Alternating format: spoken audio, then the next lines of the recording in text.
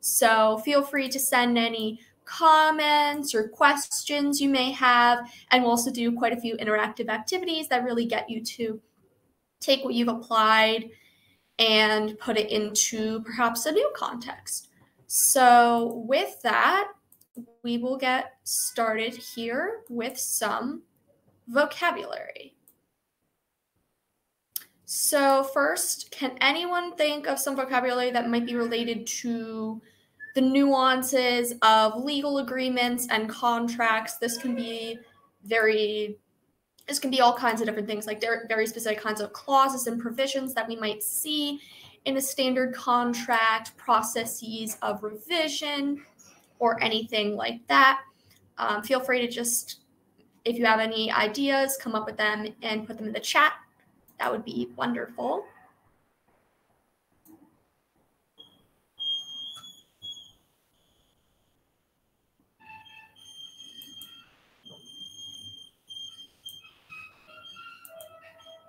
And welcome to Stephanie. We're just coming up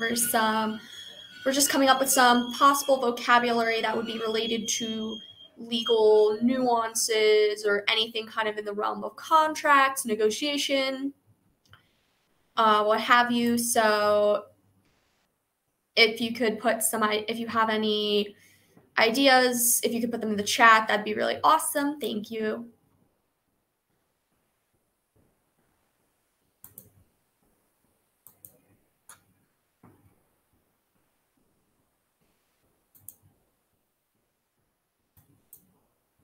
Okay, well, to get started, we can just mostly look at the different kinds of sections we have in a contract, because I feel like that's something that's very important to understand, especially with the nuances of the legal system. It's important to understand more complex aspects to contract structures aside from just, the processes of negotiation or how you end up creating these different resolutions and what have you. So here's a list of about 10 terms that I think are really important to know. These are all different kinds of sections that you can have in a legal agreement, a contract, a resolution, or what have you. So first, we have definitions and interpretation clauses, or définition et clause d'interprétation.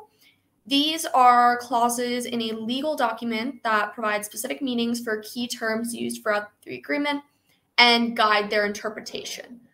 So if you have very specific provisions that you're kind of putting in, and your contract maybe is about business regulation on an international scale, maybe you want to define specific business practices that are more commonplace to what your contract needs to be about. So very clearly specifying any specific nuances that may be unique to what environment you're working in.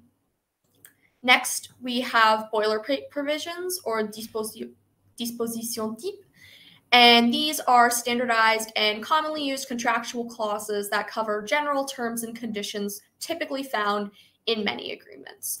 So, for example, you could just have something that is essentially lining out the basic rules of what you have to do in the agreement, and it's just basically a quick summary of what the most important parts of the contract are. So essentially, if you just skim through these, you can understand pretty much the basic gist of what the contract or legal agreement is asking for. Next, we have rights and obligations, or droits et obligations, and these are the entitlements and responsibilities of parties involved in a contract or legal agreement. So this is essentially between two parties. You have a certain set of obligations that you have to fill just as a general member to the negotiation. So you have to be able to perhaps provide a certain standard to the other person, whether that can be from the standard of material good. For example, all products that you are in negotiations with must be coming from a certain standard, and you are responsible for any issues that may go on with that. This is again very important in terms of what you are responsible for in a contract. The other person obviously has what they're responsible for too, but it's very important to just state right out front what is clearly needed, what both parties are essentially being set out to do. Next, we have performance standards, or normes de performance, and this is specific criteria or benchmarks that outline the expected level of performance or quality required in fulfilling contractual obligations. This is mostly applicable to quality assurance contracts, for example. When you have a deal between businesses in terms of an exchange of goods, you want to make sure those goods are up to a certain level of standard and that they're well functioning, and if they're having any issues, that the other party takes on the legal responsibility for that.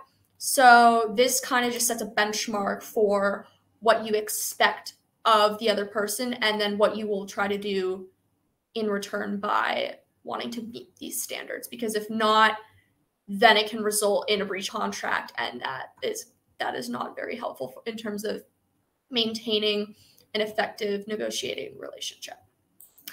Next, we have dispute resolution mechanisms, or mécanismes de résolution des litiges. These are procedures and methods that are outlined in a contract to resolve disagreements or conflicts between parties. So, in the event that one party fails to meet the standards of the contract, and then this section would be how you choose to resolve the conflict that has emerged. Some common types of resolution: we have mediation, which a third party will come in and they will hear out both sides, and they will actively help you come up with a resolution yourself.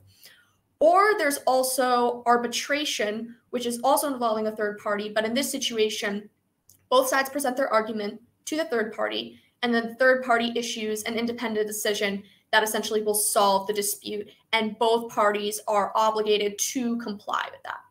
So these are just some examples of dispute resolution mechanisms that are often included in legal contracts.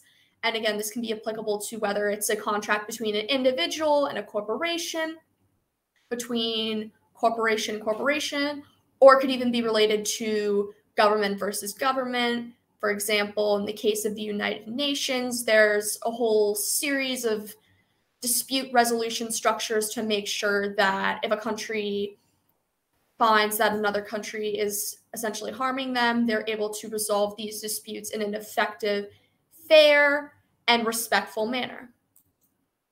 Next, we have indemnification, or indemnisation. And this is a contractual provision where one party agrees to compensate the other for specified losses, damages, or liabilities. And this is actually pretty linked to civil law, so between business and business, individual and individual, or individual and business. And in this situation, you have, for example, a business agrees to compensate the other for the loss of business in which the other company has been taken over, for example. During a merger between two companies, one party agrees to compensate the other for this merger and all other attributes in relation to that. So essentially, think of it more as in terms of reparations, or giving to someone what they claim they deserve based on what they may have suffered based on a given condition. Then we have confidentiality and non-disclosure clauses, clauses de confidentialité et de non-divulgation. These are probably a little more well-known. They are contractual clauses that require parties to keep certain information confidential and refrain from disclosing it to third parties. So maybe you've seen if when working with someone who's of a high profile, for example, if you're working under the president's office, you may have to sign a non-disclosure clause that says you will not reveal any classified information relating to any major policy developments before they can be announced to the public via a press secretary or something like that. So you are forbidden from revealing any sensitive or classified information, which is, of course, clearly outlined usually in these clauses. And if you breach this, this is considered a major issue, and that can lead you back up to some dispute resolution mechanisms in which you have clearly not fulfilled your rights and obligations, and so you must face punishment. And also indemnification applies here, because oftentimes you would have to then pay a fine or other monetary amounts for these damages and liabilities. So these are definitely to be taken very seriously, and they are commonly used in a lot of situations, especially between individuals and corporations. Then we have force majeure clauses, which, yes, the origin of this word is French. And these are contractual provisions that address unforeseen and uncontrollable events, excusing parties from fulfilling their contractual obligations during such circumstances. So, for example, if there is an agreement between two countries on trade and there's a force majeure clause that says if country A goes into war, then we reduce the amount of funding that we're able to provide to this alliance that we have with our other country. So essentially the alliance is null and void, at least temporarily, while country A is dealing with their situation.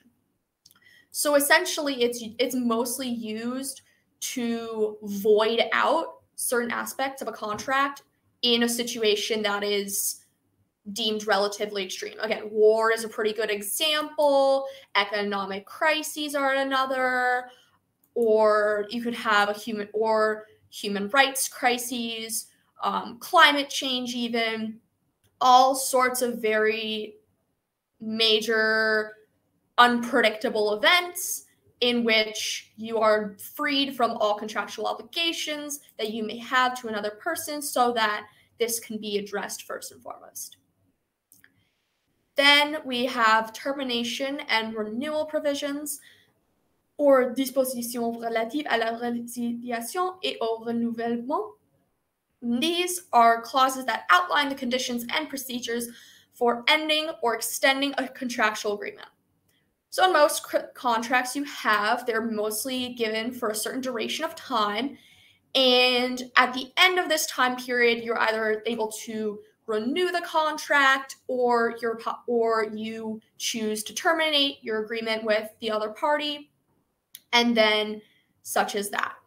A good example that's a little more recent and a little more applicable to the US is with media rights deals between college sports conferences, in which they are set for a certain period of time in which this media channel agrees to broadcast all the sports games for this group of colleges, only to a certain date, at which point they can either renew the conference, and that means new amount of funding, or they can terminate the contract, and so the college group can go find a different media partner instead, and the media partner could find a different group of colleges instead. So they both go their separate ways in this sense. And then lastly, we have governing law and jurisdiction, droit applicable et juridiction. And this is clause that determine the applicable laws and the designated jurisdiction for resolving legal disputes related to the contract. So here you would specify who would resolve a legal dispute in the case of a contract, whether it would go to a specific set of courts, whether it would go to arbitration or mediation and what have you, and to what laws. This could be country law, state law, what have you, which law is most important here and what controls what's going to happen in this event of a dispute. A good example here is when you think about looking at the different forms, again, of conflict resolution. You can have whether, again, with arbitration, mediation, and so forth. So these are the different sections, again, of contracts. And now we have some other vocab terms that are related to legal concepts and interpretations in business contracts. So first, we have a unilateral mistake, which occurs when one party makes an error in the contract, but the other party is aware of the mistake. So essentially, they just either have let it slide, or the mistake probably benefits them, so they'll keep it in. Adhesion contracts. This is a standardized contract offered on a take it or leave it basis with little to no room for negotiation. So you're presented with the contract, you either sign it or you don't, and that basically dictates whether you are able to have this legal relationship with the other party. Unfair contract terms, pretty self-explanatory, but they're contract clauses that create significant imbalances between the parties' rights and obligations, often disadvantaging the consumer. You can see this a lot more in terms of modern business technique. And then privity of contract is the direct legal relationship between the parties who have entered into the contract. So this is both parties saying, this is our relationship because we're in a contract. An express warranty is a specific and explicit promise made by a seller about the quality, condition, or performance of a product or service. So you might see this a lot, especially with products. And then consequential damages are indirect or secondary damages that result from a breach of contract beyond the direct losses. So this would more be affecting a third party in terms of if something goes wrong with a contract. Reasonable efforts or best efforts are a commitment to making a genuine and sincere attempt to achieve a specific outcome without an absolute guarantee of success. Again, this is much of the goal of negotiation, especially in the legal sphere, where you're trying to achieve a specific goal, but you obviously cannot guarantee that that will succeed. The frustration of purpose is a doctrine that excuses parties from performing their contractual obligations when the primary purpose of the contract is impossible to achieve. Also, again, related to what we have with force majeure clauses, in that if there is a condition in which the contract is unable to be exercised, parties are excused from following in their obligations. And then specific performance is a legal remedy that compels a party to perform their contractual obligations as agreed, typically used when monetary damages are inadequate. So beyond just having to provide damage payment, this also requires the other party to actually fulfill what they set out to do in a contract.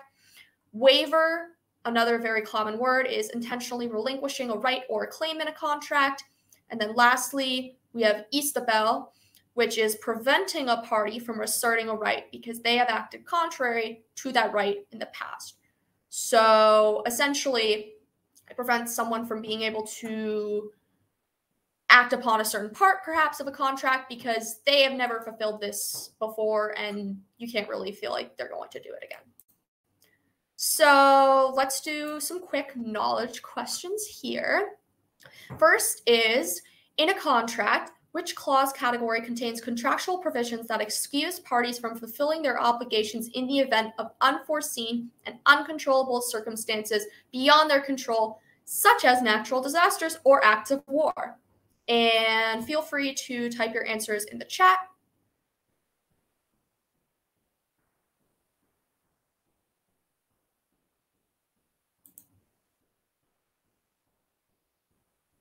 Yes, Stephanie, it is force majeure clauses, and Al, correct.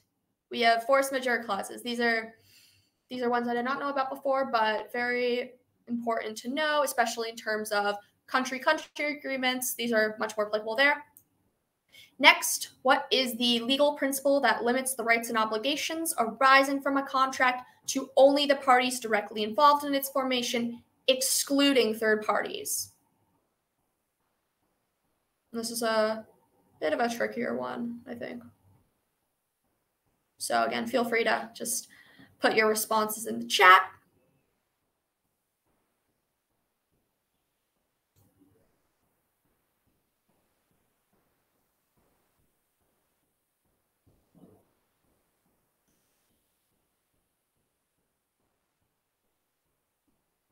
Rights and obligations.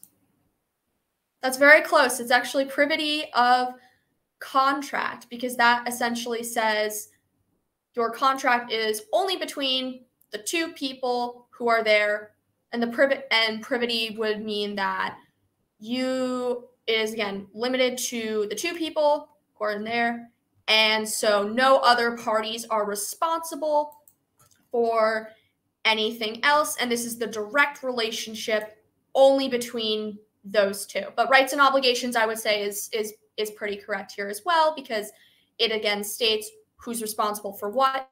So that's also applicable. Next, and then this is the last exercise for this part, form a sentence with the word boilerplate provisions. And again, feel free to pop it in the chat. You know, you can get as creative as you want. Boilerplate provisions is a pretty central word to legal negotiations, so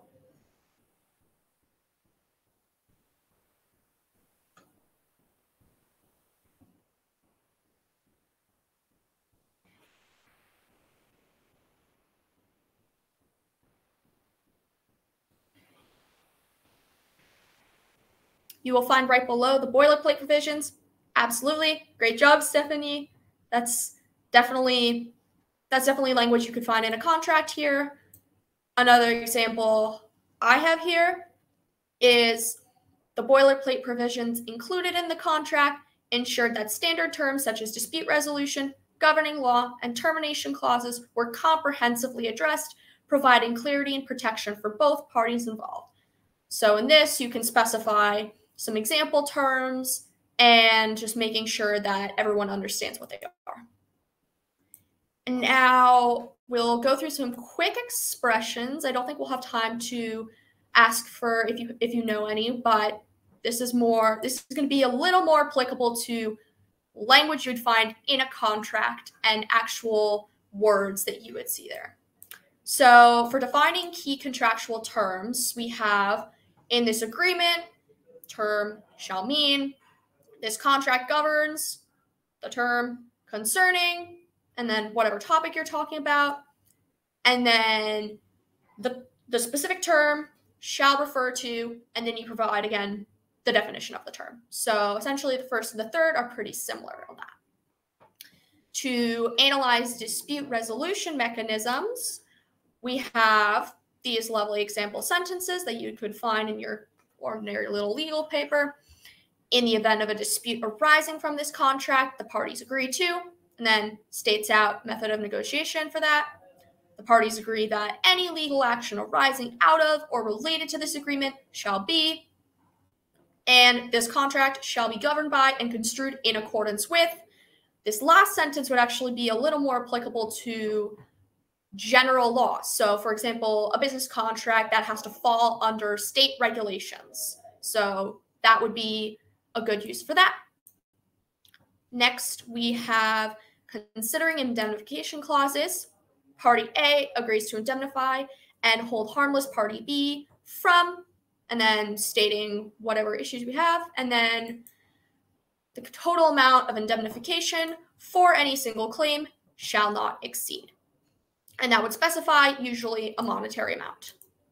And then lastly, for examining boilerplate provisions, we could say this agreement constitutes superseding any prior oral or written arguments, and then no modification or waiver of any provision of this contract shall be effective unless, so this would be if you want to make changes to the contract, certain conditions have to be met first.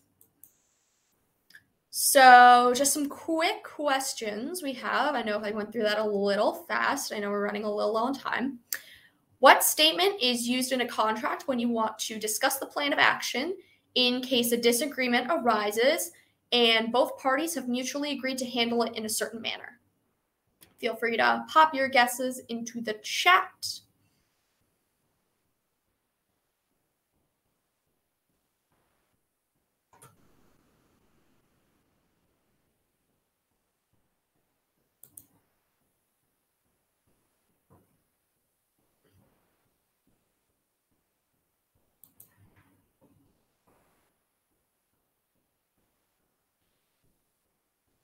Any ideas? Okay. In the event, this is again one of several different phrases you can see.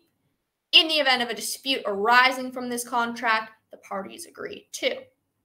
Or any phrase that's structured relatively similarly, you want to mention, in the event that we have conflict from the contract, the parties agree to solve it in this manner. Next, what statement is used in a contract when the parties involved intend to declare that the agreement represents the entire understanding between them, replacing any previous verbal or written agreements made before the contract's execution? And this was, I think, one of the later ones, so hopefully it's a little more top of mind. If you have an idea, pop it in the chat.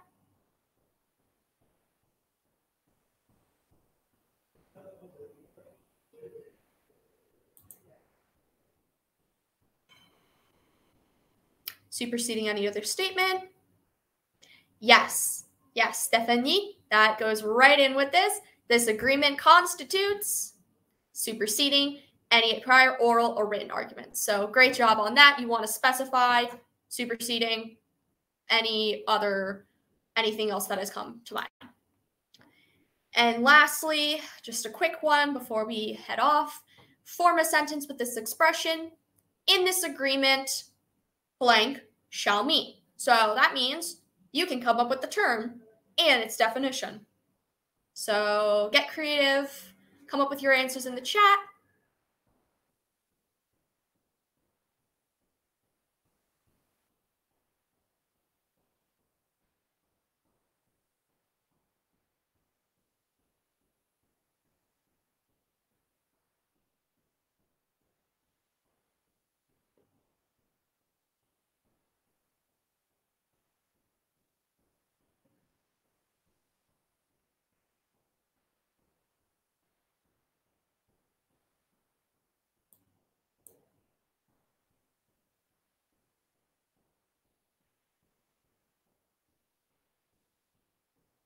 Okay, well, since we're running low on time, I can just show an example here. And if you have any, you can still keep sending them in.